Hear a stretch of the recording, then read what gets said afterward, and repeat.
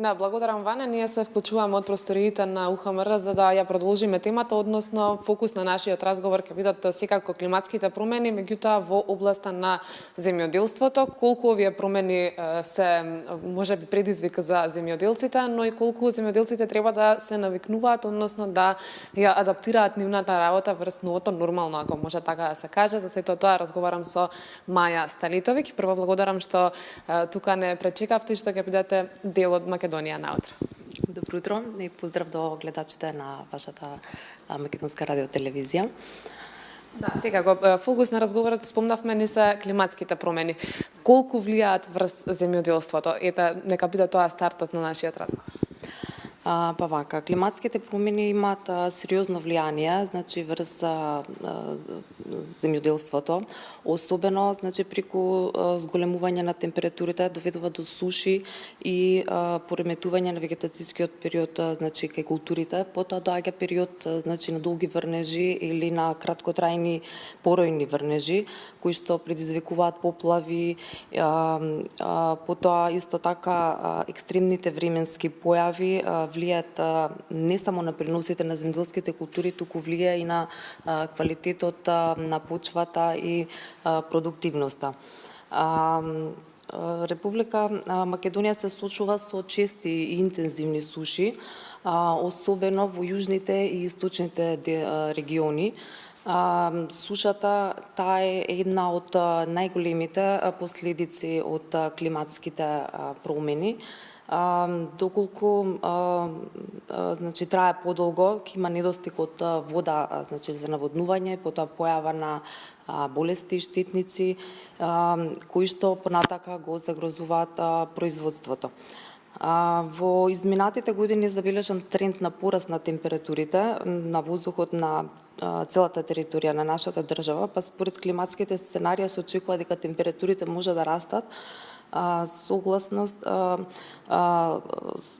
климатолозите ова лето постои голема веројатност за надминување на температурите од многогодишните просечни вредности, а што се однесува во однос на врнежите, се очекува да има посушно лето.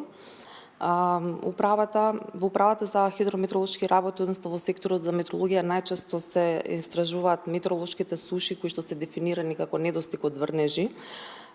Тие се со повеќе годишна анализа, значи на сушите, се потврдува дека нашата држава е под сериозен ризик од суша, додека во секторот за агрометеорологија се вршат редовно фенолошки наблюдувања на фазите на развој на одредени земјоделски култури и шумски растенија и нивната зависност од факторите на дворичната средина, како што е времето и климата. Наблюдувањето на односот на овие фактори врз развојот на растенијата е една од најважните задачи на шумарската и земјоделската метеорологија.